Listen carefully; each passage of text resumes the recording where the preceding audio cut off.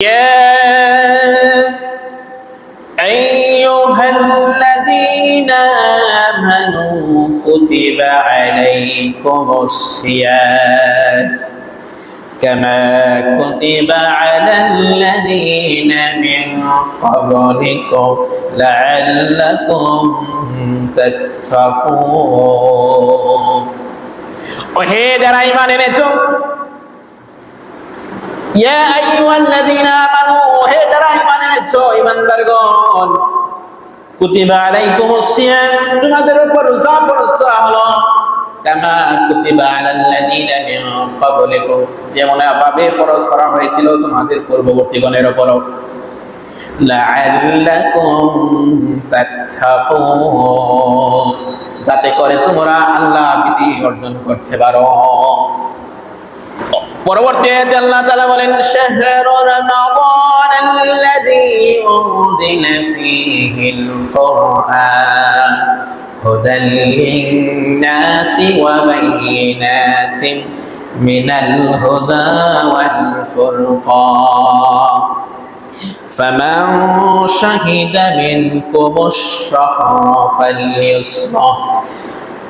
এ মাস হচ্ছে কোরআন নাযিলের মাস। এ মাসে আল্লাহ পাক রব্বুল আলামিন সত্য মিথ্যার পার্থক্যকারী হেদায়েতের পথ নির্দেশিকা পবিত্র কোরআনুল কারীম নাযিল করেছেন। ফামান শাহিদা মিনকুমুশ শাহরা ফালইসরাহ, সুতরাং যে ব্যক্তি এ মাস পাবে সে যেন রোজা আদায় করে। এই রোজা ফরজ করার মাধ্যমে আল্লাহ পাক রব্বুল আলামিন উম্মতে মুহাম্মাদের সুস্থ মস্তিষ্কওয়ালা বালেগ প্রত্যেক নরনারীর উপর আল্লাহ পাক রব্বুল আলামিন রমাদানের রোজাকে ফরজ করে দিয়েছে। আল্লাহ রাসূল সাল্লাল্লাহু আলাইহি ওয়াসাল্লাম বলেন এই রমাদানের রোজা এত গুরুত্বপূর্ণ ফরজ ইবাদত। রাসূল সাল্লাল্লাহু আলাইহি ওয়াসাল্লাম বলেন যে ব্যক্তি ইচ্ছাকৃতভাবে রমাদানের একটা রোজা ছেড়ে দেয়, ওই ব্যক্তি যদি রমাদান মাস ব্যতীত সারাটা জীবন রোজা রাখে এই একটা রোজার কাফারা সে আদায় করতে পারবে না। সম্মানিত হাজরিন, আমরা এমন একটা মাস অতিক্রম করছি যে মাস হচ্ছে 12 মাসের সেরা মাস রমাদানুল মুবারক। রমাদানুল মুবারক ফজিলতপূর্ণ মাসের কয়েকটা দিন অতিমধ্যে চলে গেছে আমাদের কাছ থেকে। এক এক দিন করে করে সেই ফজিলতপূর্ণ দিনগুলো আমাদের থেকে অতিবাহিত হচ্ছে। রমজান বছরের সবচেয়ে ফজিলতপূর্ণ মাস। এ মাস ইবাদত বন্দেগীর বসন্তকাল ধরা যায়। এ মাসেই মানবতার মুক্তির সনদ মহাগ্রন্থ আল কোরআন লাউহে মাহফুজ থেকে দুনিয়ার নিকটবর্তী আসমান সর্বপ্রথম আল্লাহ পাক রব্বুল আলামিন একত্রে নাযিল করেন। এ মাসেই হেরা গুহায় আপনার আমার নবী জনাবে মুহাম্মদ রাসূলুল্লাহ সাল্লাল্লাহু আলাইহি ওয়াসাল্লামের উপর ওহী নাযিল হয়। এ মাসেই রয়েছে বছরের শ্রেষ্ঠতম রজনী লাইলাতুল কদর। এ মাসেই আল্লাহ পাক রব্বুল আলামিন পবিত্র কোরআনুল কারীমের নাজিলকৃত মাস হিসাবে এই মাসকে সর্বসেরা মাস হিসাবে আখ্যা দিয়েছে। এ মাসেই আল্লাহ পাক রব্বুল আলামিন জান্নাতের দরজাগুলোকে খুলে দেন, জাহান্নামের দরজাগুলোকে বন্ধ করে দেন।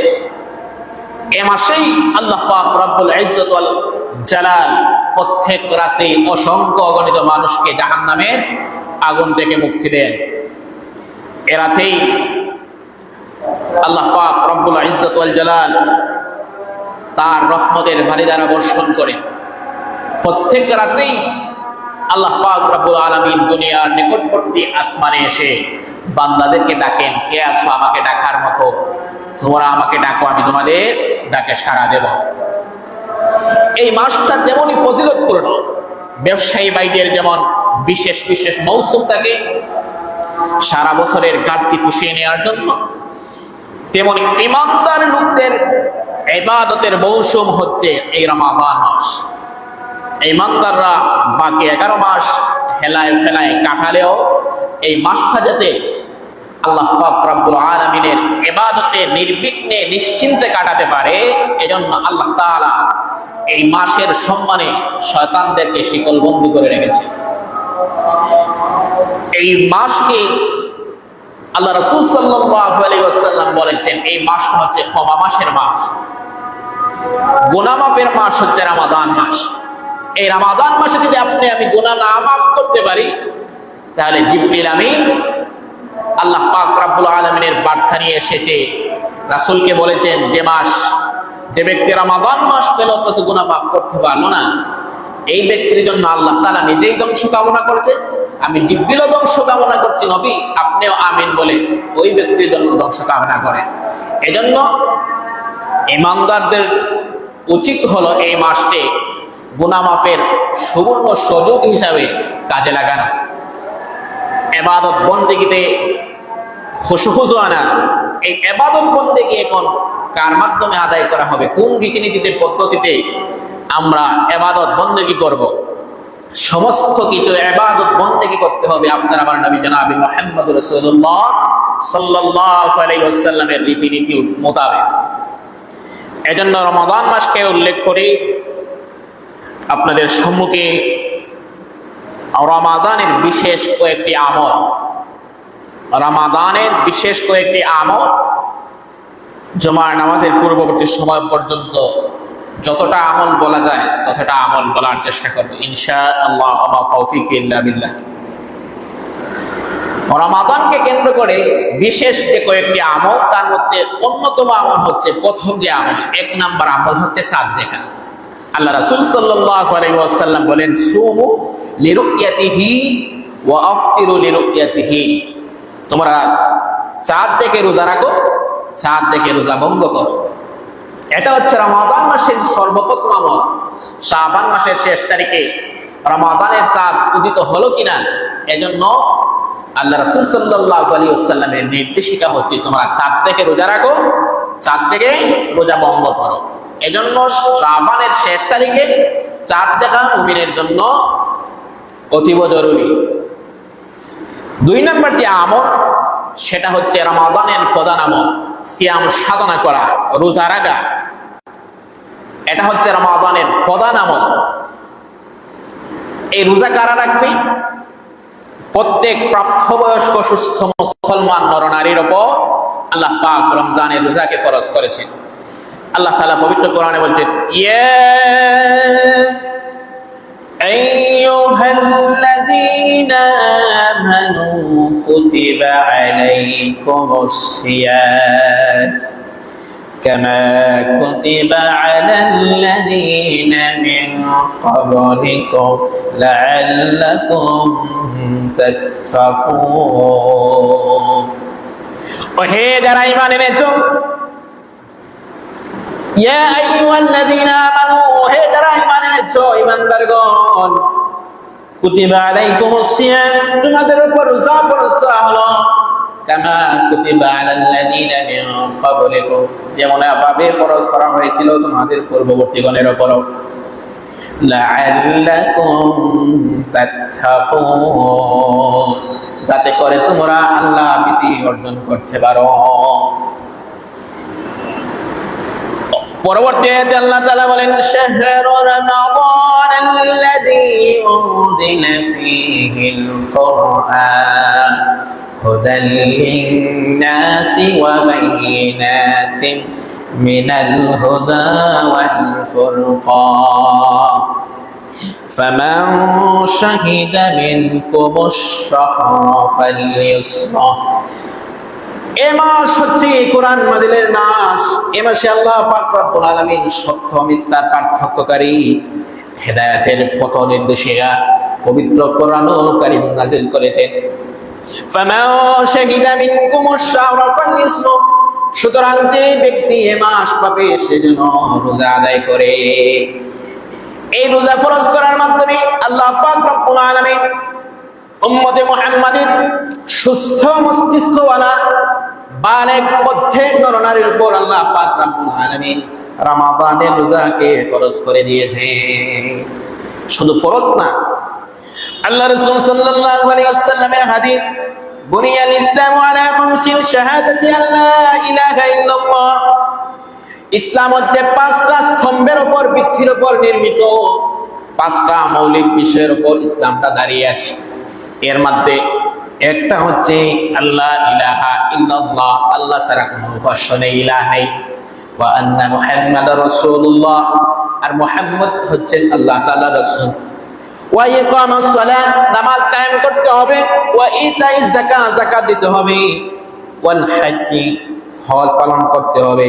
ওয়া সাওমি রমাদান, আর রমাদান মাসে রোজা আদায় করতে হবে। এই পাঁচটা বিষয়ের উপর রমাদান মুবারকের যে ফরজ রোজা রয়েছে, এই রোজা ফরজ এই পাঁচটা বিষয়ের অন্যতম একটা। আল্লাহ রাসূল সাল্লাল্লাহু আলাইহি ওয়াসাল্লাম বলেন, এই রমাদানের রোজা এত গুরুত্বপূর্ণ ফজিলত, এত গুরুত্বপূর্ণ ফরজ ইবাদত। রাসূল সাল্লাল্লাহু আলাইহি ওয়াসাল্লাম বলেন, যে ব্যক্তি ইচ্ছাকৃতভাবে রমাদানের একটা রোজা ছেড়ে দেয়, ওই ব্যক্তি যদি রমাদান মাস ব্যতীত সারাটা জীবন রোজা রাখে, এই একটা রোজার কাফারা সে আদায় করতে পারবে না। এজন্য রমাদানের দ্বিতীয় যে বিশেষ আমল, সেটা হচ্ছে রোজা আদায় করা পরিপূর্ণতার সাথে, তাকওয়ার ভিত্তিতে, আল্লাহ তাআলাকে ভয় করে সমস্ত পাপাচার থেকে বিরত রেখে আল্লাহ তাআলার উদ্দেশ্যে, সন্তুষ্টির উদ্দেশ্যে কেবলমাত্র রোজা রাখা। রমাদানের বিশেষ 3 নম্বর আমল হচ্ছে তারাবির সালাত আদায় করা। এশার নামাজের পর, বিতিরের নামাজের পূর্বে তারাবির সালাত আদায় করা। এই তারাবির সালাত আদায় করা সালফে সালেহিনদের সুন্নাহ কাজ না, এটা আল্লাহ রাসূল সাল্লাল্লাহু আলাইহি ওয়াসাল্লাম থেকে সাবিত করা। আল্লাহ রাসূল সাল্লাল্লাহু আলাইহি ওয়াসাল্লাম সাহাবায়ে কেরামদেরকে নিয়ে তারাউই সালাত আদায় করেছেন, কিয়ামুল লাইল আদায় করেছেন। আল্লাহ রাসূল সাল্লাল্লাহু আলাইহি ওয়াসাল্লাম সাহাবায়ে কেরামদের নিয়ে মসজিদে নববীর মধ্যে কিয়ামুল লাইল সালাতুত তারাউই নামাজ আদায় করলেন। মসজিদটা পরিপূর্ণ ভরে গেল। আল্লাহ রাসূল সাল্লাল্লাহু আলাইহি ওয়াসাল্লাম মাঝে একদিন গ্যাপ দিলেন। পরবর্তী দিন আবার সাহাবায়ে কেরামদের নিয়ে সালাতুত তারাউই নামাজ আদায় করলেন। সাহাবারা প্রথম দিন থেকে দ্বিগুণ হলো।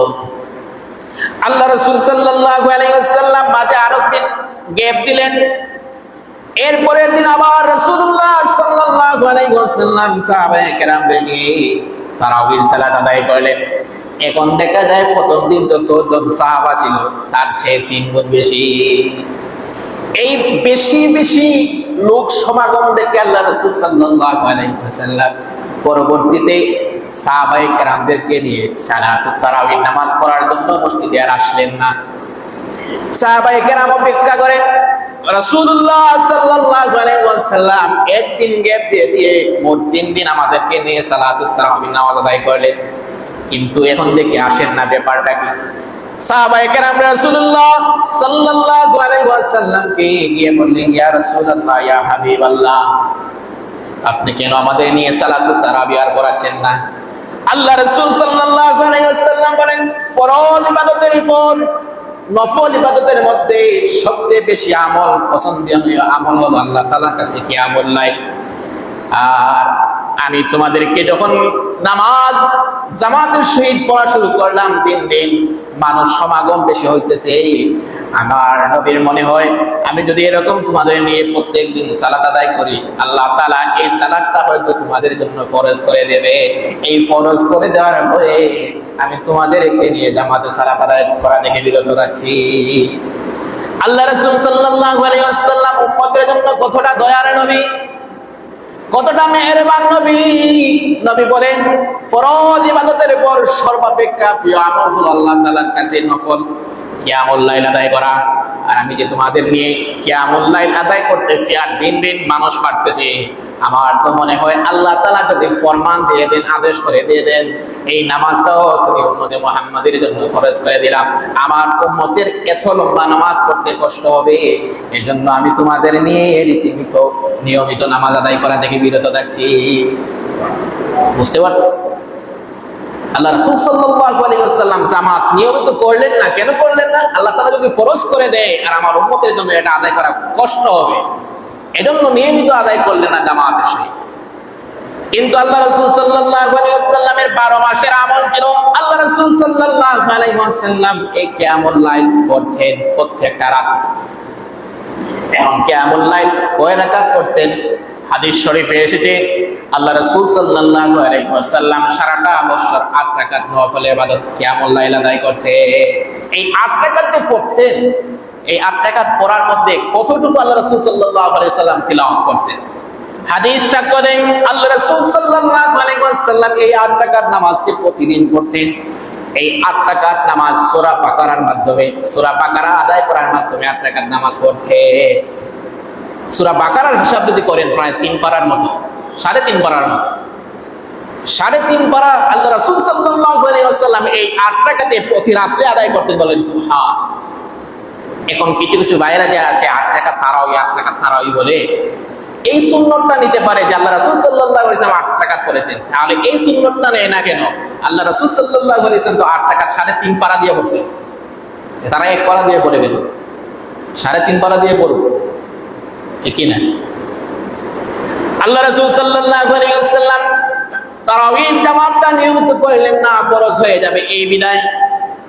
কিন্তু আবু বকর রাদিয়াল্লাহু তাআলা আনহু যখন খেলাফতের মসনদে অধিষ্ঠিত হলেন তখন তিনি আল্লাহ রাসূল সাল্লাল্লাহু আলাইহি ওয়াসাল্লাম যেভাবে করেছেন মসজিদে নববীতে কেউ একাকী করে, কেউ ছোট ছোট জামাত নিয়ে একজনকে ইমামের দায়িত্ব দিয়ে আদায় করে, এরকম চলে গেল আবু বকরের যুগ। হযরত ওমর ফারুক রাদিয়াল্লাহু তাআলা আনহুর সময় মসজিদে নববীতে দেখা গেল অনেক মানুষের সমাগম হয় কিন্তু তারা জামাতের সহিত নামাজ আদায় করে না। এই জায়গায় কয়েকজন লোক, ওই জায়গায় কয়েকজন লোক, এরকম কয়েকটা জামাত মসজিদে নববীর মধ্যে একসাথে আদায় করা হয়। হযরত ওমর ফারুক রাদিয়াল্লাহু তাআলা আনহু চিন্তা করলেন, বিশিষ্ট সাহাবায়ে কেরামদের পরামর্শ নিয়ে বললেন, একই মসজিদে একই সময় বিভিন্ন সমষ্টির লোক নিয়ে নিয়ে আলাদা আলাদা জামাত অনুষ্ঠিত হয়, এটা দেখতে কিরকম লাগে? হে আমার আল্লাহ রাসূল সাল্লাল্লাহু আলাইহি ওয়াসাল্লামের সাহাবারা, আমাকে একটা পরামর্শ দেও তো, এই জামাতটা যদি সংঘবদ্ধ করে নেই, একসাথে করে নেই, তাহলে খারাপ হবে না? সাহাবায়ে কেরামরা বলেন, আমিরুল মুমিনিন হযরত ওমর ফারুক রাদিয়াল্লাহু তাআলা আনহু, আপনি যেটা ভালো মনে করেন সেটাই করেন। হযরত ওমর ফারুক রাদিয়াল্লাহু তাআলা আনহু উবাই ইবনে কাব রাদিয়াল্লাহু তাআলা আনহুকে নির্দেশ দিয়ে দিলেন, উবাই ইবনে কাব, মসজিদের জামাতের সালাতুত তারাবির জামাতের ইমামতি করো, তোমার পিছনে আমরা আছি। এই বলে হযরত ওমর ফারুক রাদিয়াল্লাহু তাআলা আনহু মসজিদে নববীতে 20 রাকাত তারাবির সালাত আদায় করা শুরু করলেন। এটারও লম্বা ঘটনা। হযরত ওমর ফারুক রাদিয়াল্লাহু তাআলা আনহু প্রথম দিকে 8 রাকাত করছেন। কোন 8 রাকাত করছেন? এই 8 রাকাতে কিন্তু সূরা বাকারা দিয়ে পড়ছেন 3.5 পারার মতো। এখন মুসলমানরা তো 3 দিন যে কোনো জিনিসের পূর্ণতা লাভ পেয়ে গেলে সেই পূর্ণতা থেকে ধীরে ধীরে শূন্যতায় আসতে থাকে। মুসলমানরা যতই দিন যায় ততটাই দুর্বল হয়। উমরের প্রথম দিকে, উমরের যুগে এই 8 রাকাত সালাত তারাবির নামাজ পড়া হতো সূরা বাকারা দিয়ে। এখন দেখা যেত অনেকের ঠান্ডা চলে আসতো, ঘুম চলে আসে, অনেক লম্বা সময় নিয়ে নামাজ আদায় করতে হয়। তখন হযরত ওমর ফারুক রাদিয়াল্লাহু তাআলা আনহু 8 রাকাত থেকে নিলেন 12 রাকাত। যুক্তি কি? 12 রাকাত দিলে প্রতি রাকাতে তিলাওয়াতের অংশটুকু কম করবে 8 রাকাতের তুলনায়, সুতরাং নড়াচড়া একটু বেশি হবে, ঠান্ডা কম আসবে। এই চিন্তায় 8 রাকাত থেকে নেওয়া হলো 12 রাকাতে। 12 রাকাতের যাওয়ার পর ওমর ফারুক রাদিয়াল্লাহু তাআলা আনহু শাসনকাল ছিল কিন্তু 10 বছর, অনেক লম্বা টাইম। 1-2 বছর পরার পর দেখা গেল এই 12 রাকাতেও আলসামি চলে আসে। কি আসে? আলসামি চলে আসে। এই 12 রাকাতের মধ্যে সাহাবায়ে কেরামরা অনেকেই তন্দ্রা চলে আসে, ঘুম চলে আসে। আল্লাহ রাসূল সাল্লাল্লাহু আলাইহি ওয়াসাল্লামের সাহাবী তখন সাহাবায়ে কেরামদের পরামর্শ ক্রমে হযরত ওমর ফারুক রাদিয়াল্লাহু তাআলা আনহু পরবর্তীতে এই 12 রাকাত থেকে 20 রাকাত সালাতুত তারাবির নামাজ আদায় করলে। এখন সাহাবীদের আমল আমাদের জন্য মানা দরকার কি দরকার না? সাহাবীদেরকে আমরা মাপকাঠি, সত্যের মাপকাঠি মনে করি। আল্লাহ রাসূল সাল্লাল্লাহু আলাইহি ওয়াসাল্লাম বলেন, সর্বোত্তম যুগ হলো আমি নবীর যুগ, তারপর সর্বোত্তম যুগ হলো আমার সাহাবায়ে কেরামদের যুগ। খুলাফায়ে রাশিদার যুগকেই আল্লাহ রাসূল সাল্লাল্লাহু আলাইহি ওয়াসাল্লামের উপর প্রতিষ্ঠিত যুগ বলা হয়। সৎ পথে প্রতিষ্ঠিত হয়ে যারা ক্ষমতায় পরিচালনা করেছেন তাদেরকে খুলাফায়ে রাশিদা বলা হয়। এই খুলাফায়ে রাশিদের অন্যতম সাহাবী হযরত ওমর ফারুক রাদিয়াল্লাহু তাআলা আনহু 20 রাকাত সালাতুত তারাউই নামাজ আদায় চালু করেছেন। এখন আমাদের দেশের কিছু মুসলমান ভাইয়েরা সেটা মানতে নারাজ। অথচ হযরত ওমর ফারুকের মনটা দেখো কতটুকু। আল্লাহ রাসূল সাল্লাল্লাহু আলাইহি ওয়াসাল্লাম বলেন, আমি নবী মুহাম্মদ রাসূলুল্লাহ সাল্লাল্লাহু আলাইহি ওয়াসাল্লামের পরে কোন নবী আসবে না। যদি কোন নবী আল্লাহ তাআলা আমার পরে পাঠাতেন তাহলে ওমরকে নবী হিসেবে পাঠিয়ে দিতেন। সেই ওমরের রীতিনীতিকে তারা মানতে নারাজ। আল্লাহ তাআলা সহি সমঝ তাদেরকে বুঝদার করেন বলেন আমিন। এখন অনেকেই তারাবির নামাজ আদায় করে না। জিজ্ঞাসা করে তারাবির নামাজ না পড়লেও তো রোজা হয়। আরে ভাই রোজা হয় ঠিক আছে, কিন্তু পরিপূর্ণ হক সহ রোজা আদায় করা হয় না। কারণ সালাতুত তারাবির নামাজের বিধান হলো সুন্নতে মুআক্কাদা। যদি আপনি নামাজ না পড়েন তাহলে গুনাহগার হবেন। রোজা হয়ে যাবে কিন্তু আপনি গুনাহগার হবেন। কিন্তু এটা তো আসছে গুনাহ মাফের মাস হিসাবে, গুনাহ মাফ করবেন আপনি। এখন যদি আপনি তারাবির নামাজ না করে আর গুনাহগার হন তাহলে তো রমজান মাসের হাকিকত আপনার অন্তরে লালন করা হলো না। এই জন্য সালাতুত তারাবির নামাজ আপনাকে পড়তেই হবে।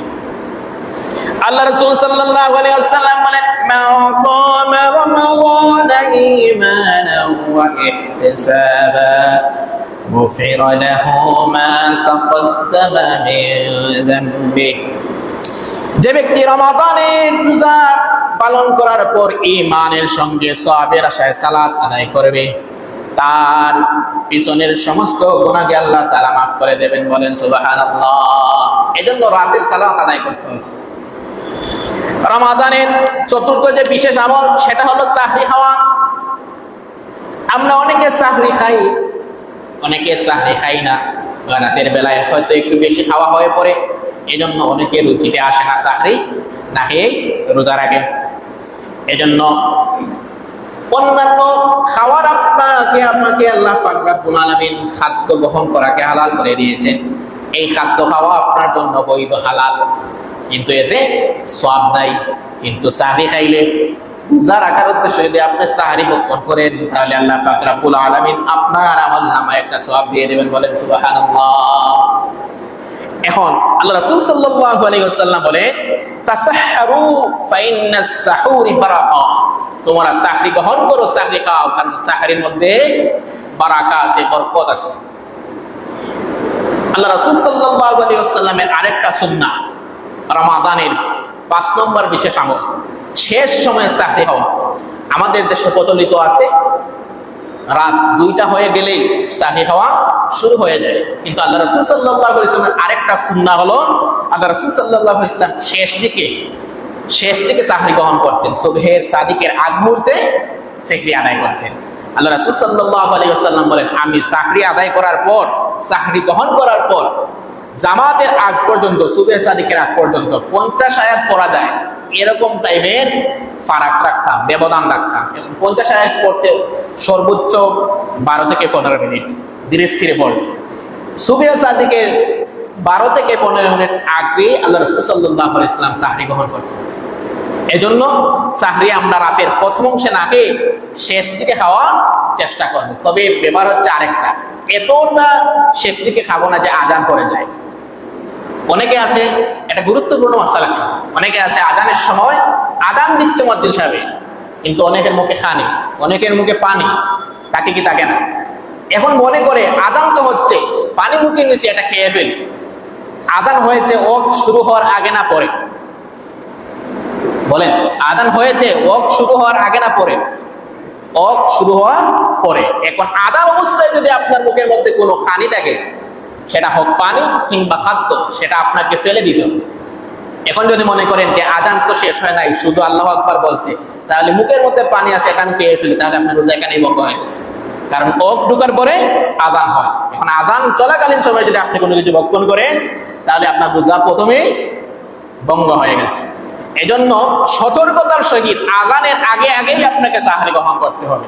এখন যদি ঘুম থেকে লেটে ওঠার কারণে সাহরি করতে বিলম্ব হয় তাহলে চেষ্টা করবেন আজান অবস্থায় যদি মুখে কিছু থাকে সেটা ফেলে দেওয়ার, ঠিক আছে?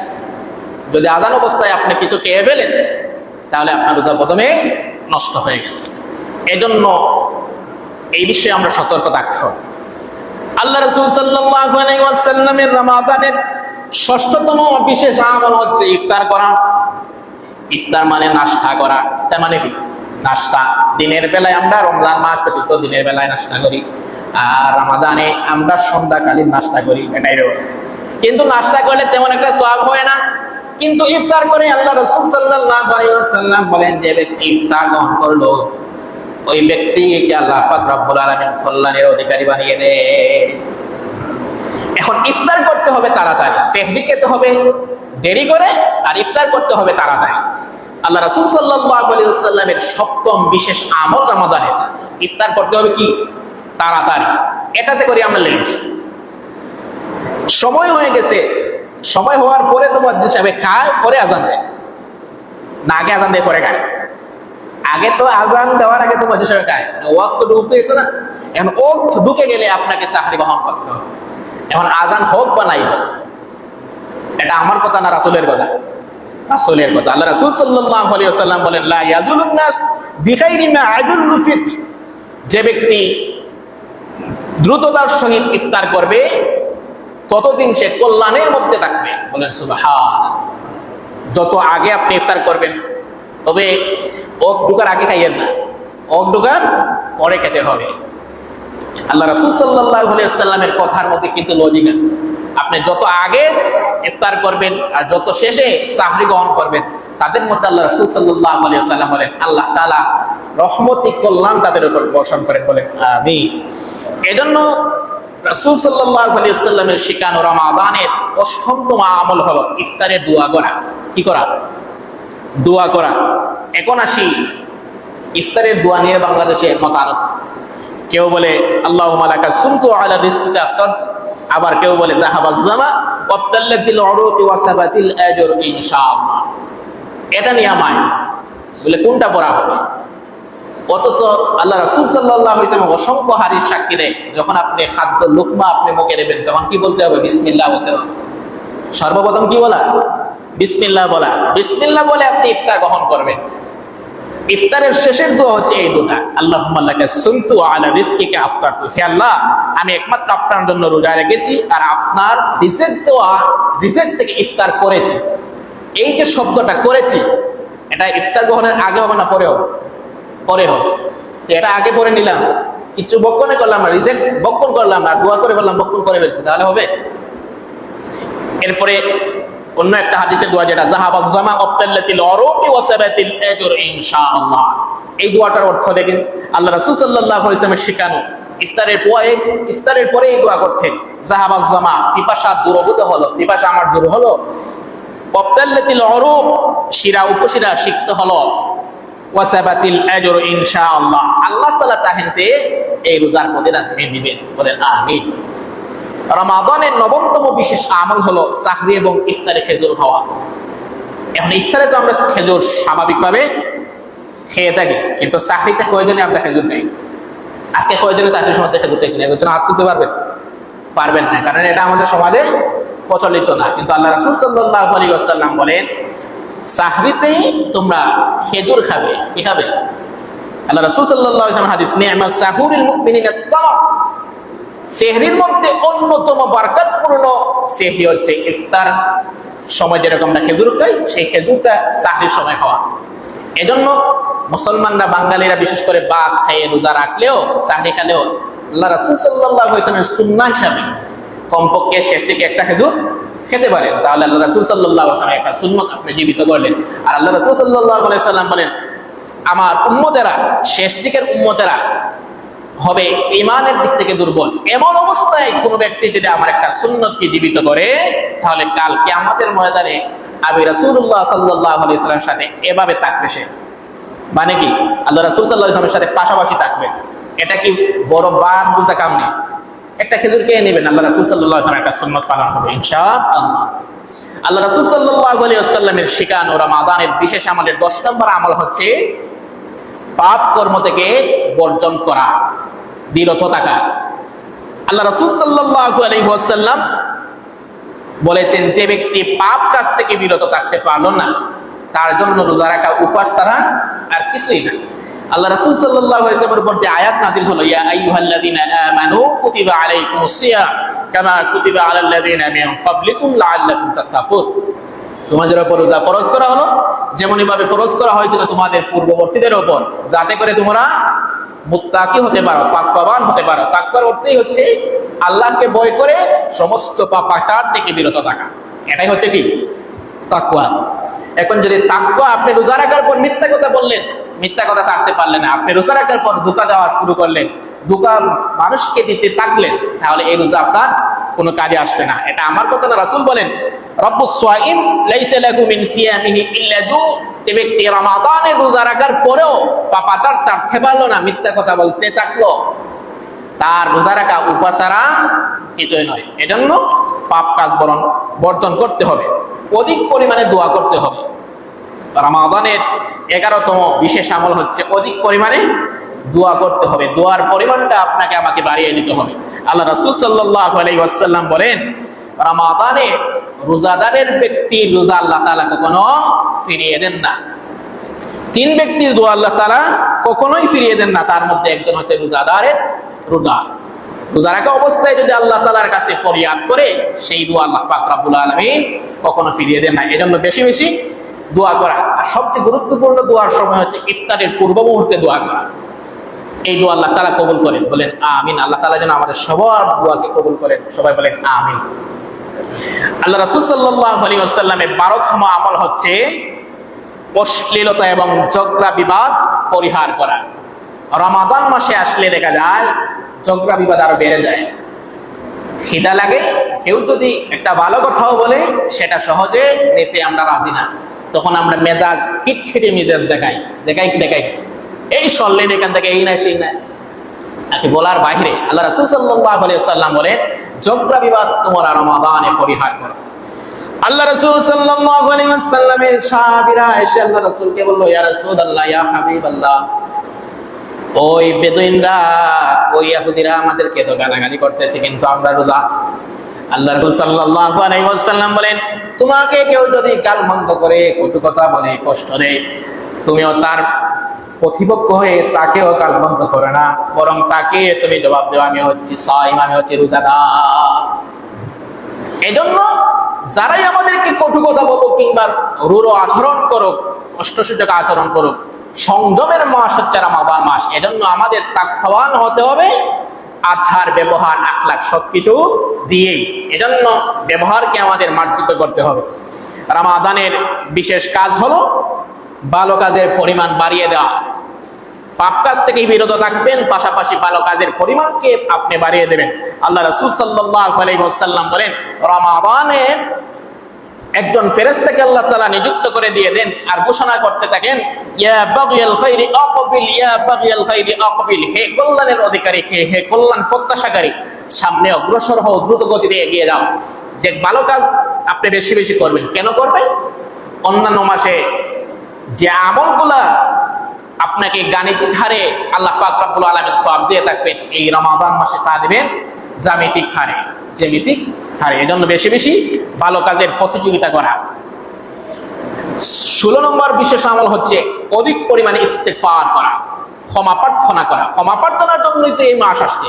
যে ব্যক্তি এই মাসে ক্ষমা প্রার্থনা করতে পারবেন, আল্লাহ রাসূল সাল্লাল্লাহু আলাইহি ওয়াসাল্লাম তার জন্য ধ্বংস কামনা করেছেন। এজন্য বেশি বেশি ইস্তেগফার করা।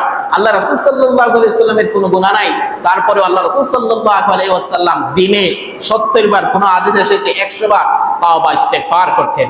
তাই যে রাসূলের কোনো ক্ষমা নাই, যে রাসূলের কোনো গুনাহ নাই, মাসুম, সেই রাসূল যদি দৈনিক 100 বার ক্ষমা প্রার্থনা করতে পারেন, আপনার আমার জন্য কতবার ইস্তেগফার করা জরুরি নিজে একবার চিন্তা করেন। আল্লাহ পাক রব্বুল আলামিন রমাদানের প্রতিটা রাতে ওয়ালিল্লাহি তাকাউ মিনান নার ওয়া যালিকা ফি কুল্লি লাইলা, আল্লাহ পাক রব্বুল আলামিন প্রত্যেক রাতে অসংখ্য অগণিত মানুষকে এই রমাদানুল মুবারকে জাহান্নামের আগুন থেকে মুক্ত দেন।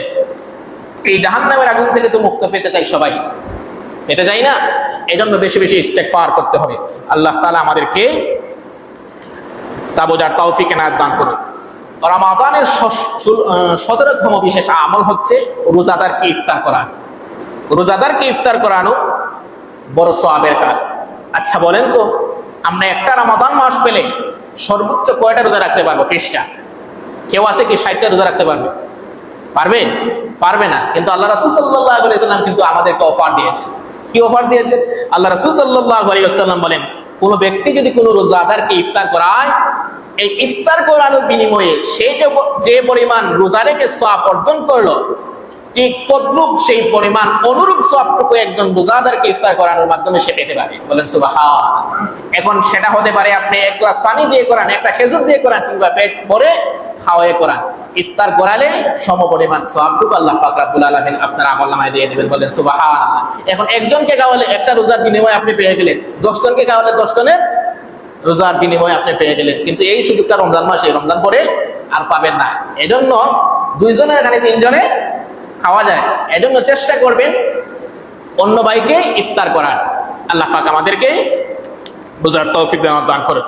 18তম আমল হলো রমাদানের বিশেষ আমল, বেশি বেশি কোরআন তেলাওয়াত করা।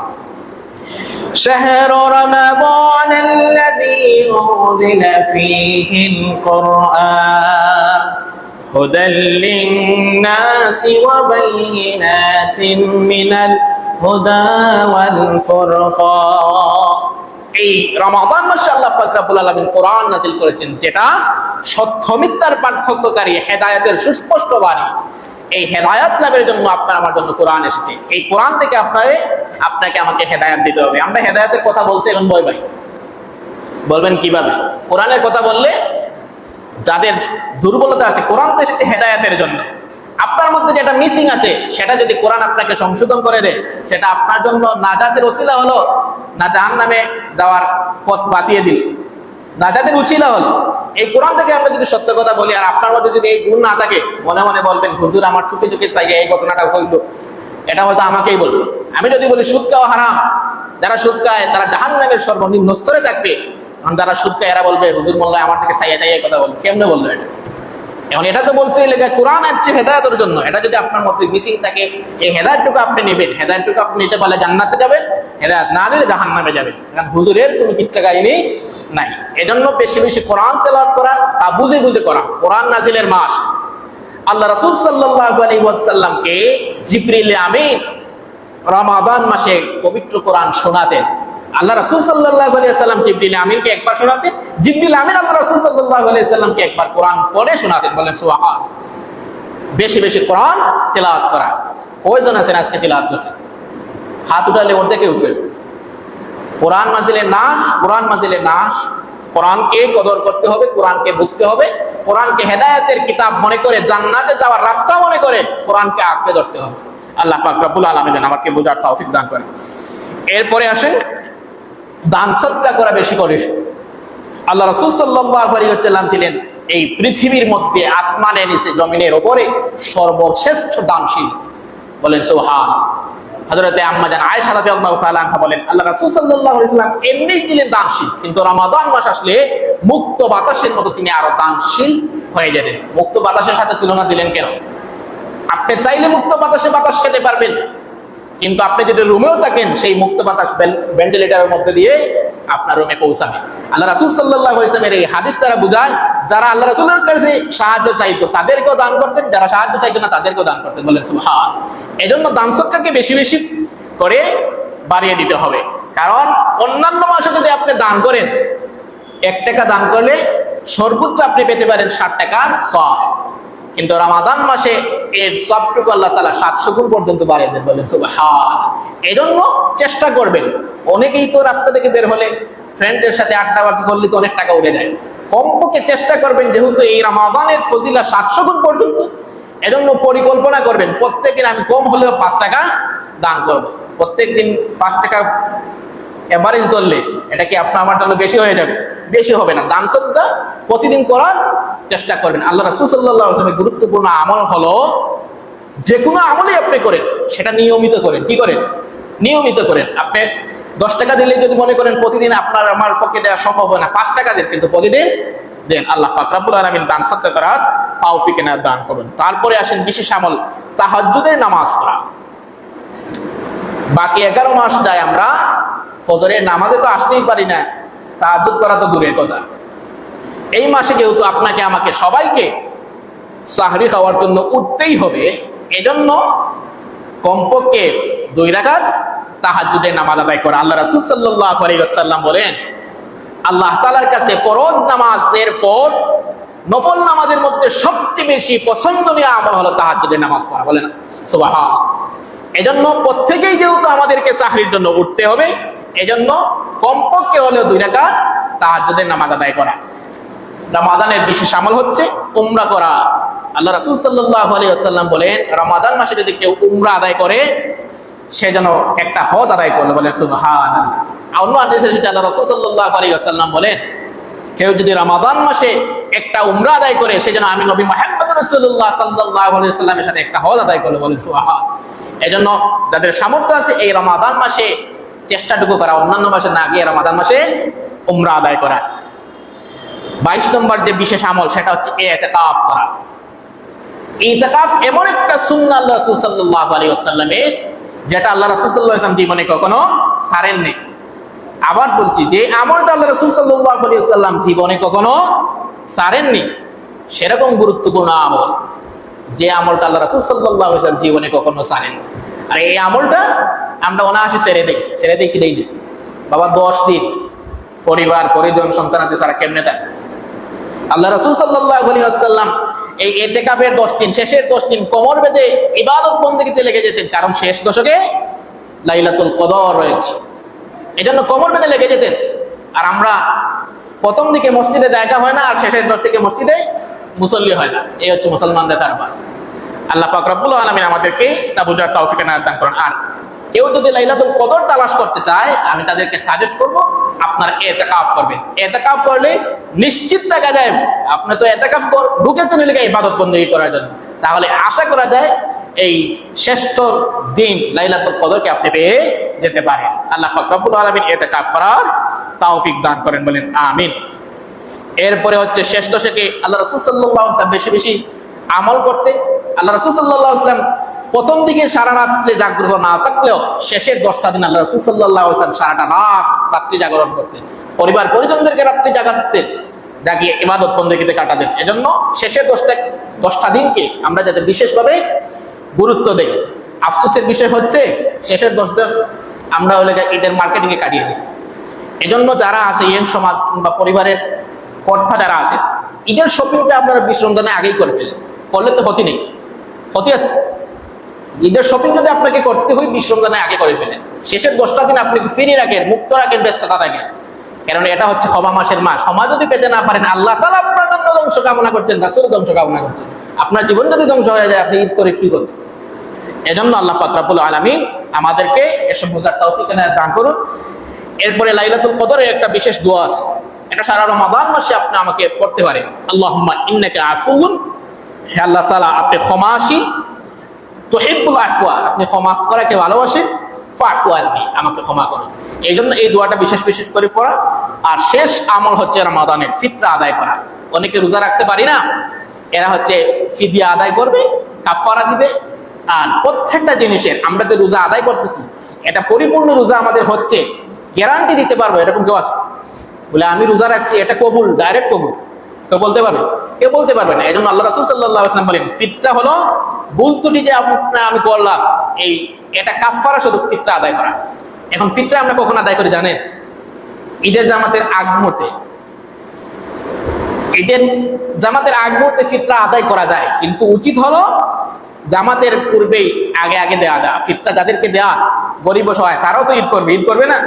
এখন যদি জামাতের আগ মুহূর্তে দেন তাদেরকে টাকা কিংবা ফিতরা যাই দেন, তখন কি তারা কোনো মার্কেট করে গিয়ে ঈদের শরিক হতে পারবে, আনন্দে শরিক হতে পারবে? এজন্য ফিতরা আমাদের যতটুকুই আসে, সর্বনিম্ন মনে হয় ইসলামী ফাউন্ডেশন এবার নির্ধারণ করেছে 100 টাকা। ফিতরা যতই আসে আমরা ঈদের আগে আগে যেন আদায় করে ফেলি, যাতে করে গরিব অসহায় যারা আছে তারাও আমাদের সাথে মিলেমিশে ঈদ করতে পারে। সবাই বলেন আমিন। ওয়া আখির দাওয়ানা আলহামদুলিল্লাহি রাব্বিল আলামিন।